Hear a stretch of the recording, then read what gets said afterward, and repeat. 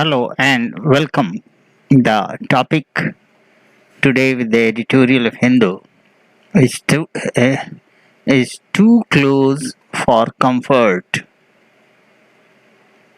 Now, with this topic in mind, let us go ahead with some of the word meanings that are being used in this passage.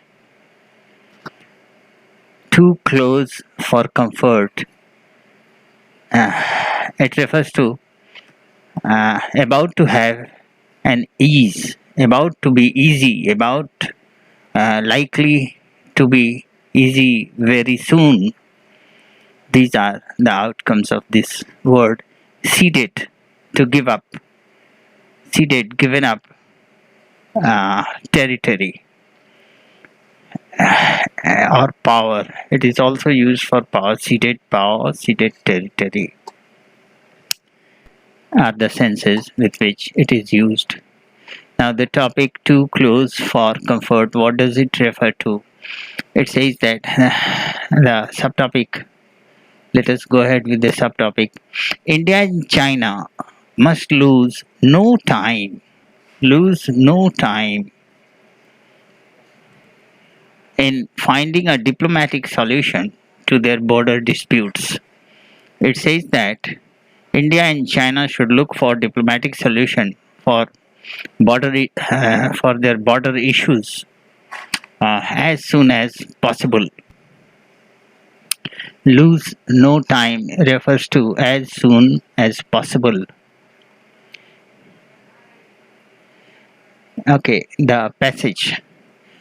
Following Friday's talks in Moscow between the defense ministers of India and China, the prospects of an imminent diplomatic solution to the continuing standoff along the LAC do not appear bright. Now, it is a kind of disappointment. It says that there was a talk between defense ministers of India and China in Moscow last Friday, and the outcome was that a diplomatic solution for the standoff along LAC is not close. It is still away. The solution is still away.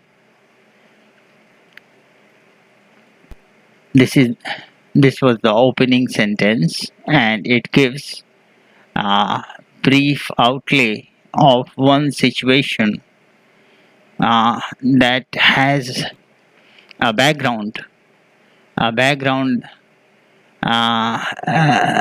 connected to dispute over LAC between India and China.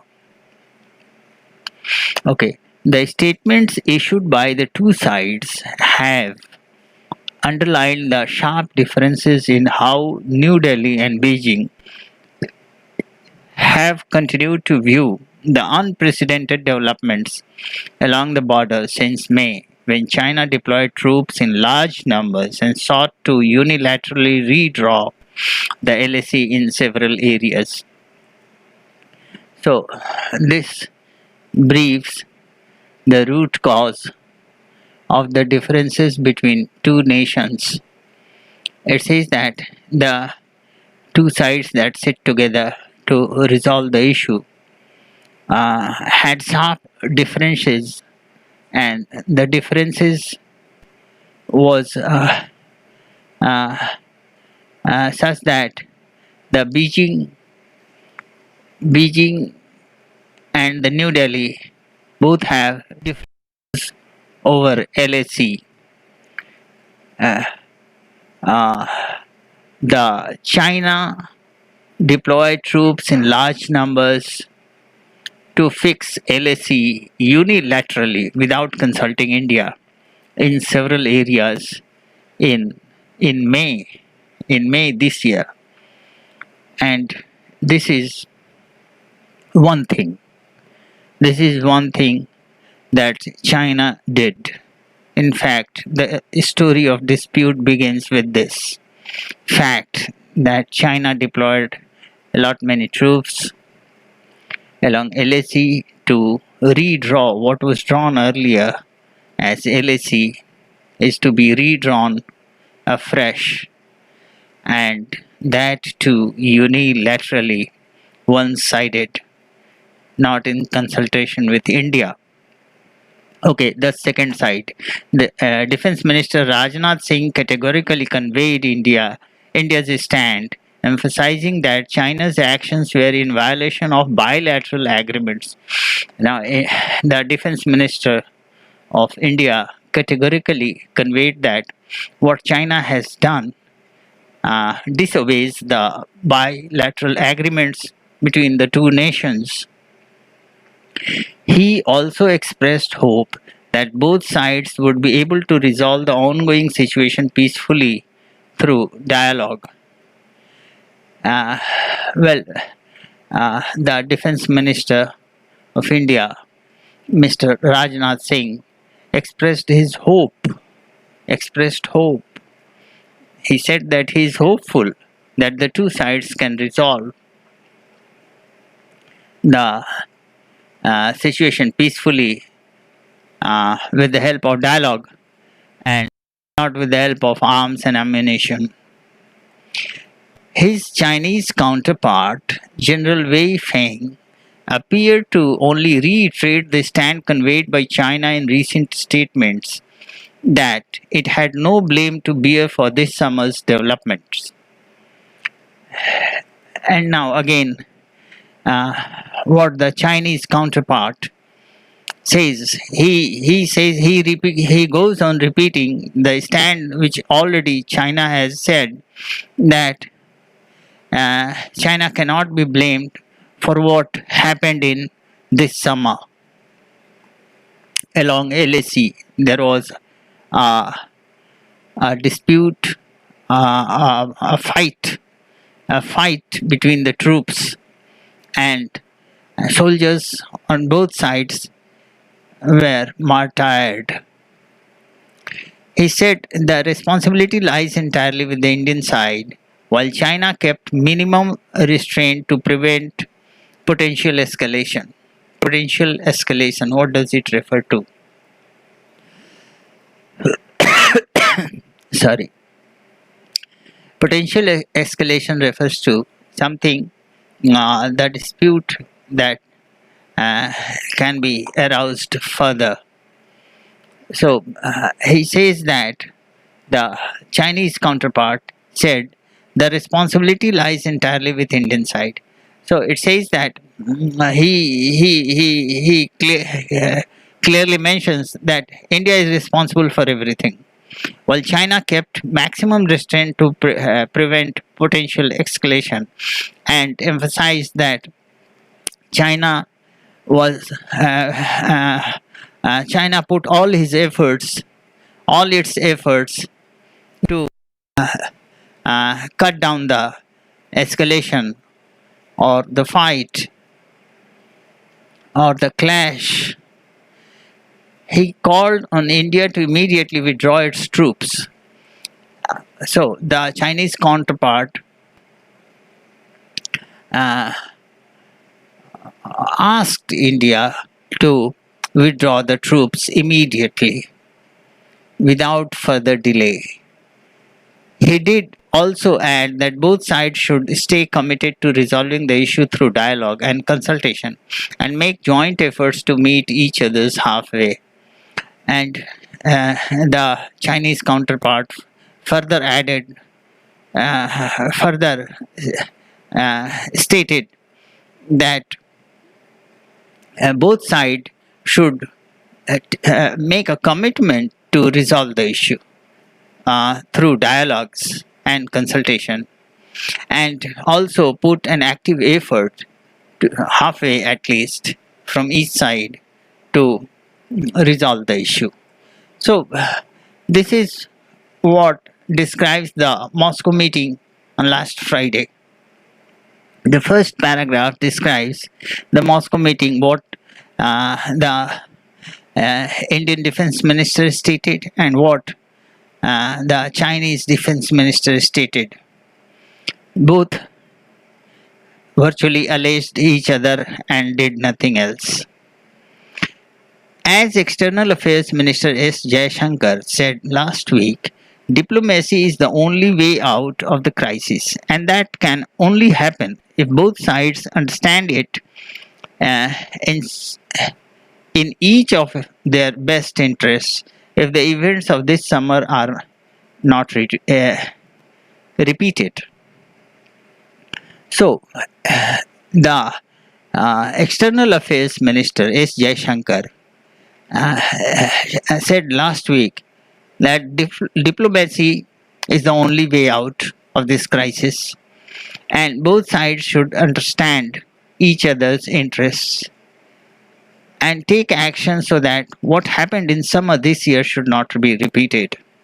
The problem so far has been a stark mismatch between China's statements and the actions of its troops. Now, this is a clear statement from the observation of the author. It says that what Chinese counterpart says is not being decoded in its actions. The troops are acting differently from what is being spoken of by the Chinese counterparts. Its consistent labeling of India as the aggressor this summer contradicts the reality that India has since May ceded about 1,000 square kilometers in Ladakh to Chinese control.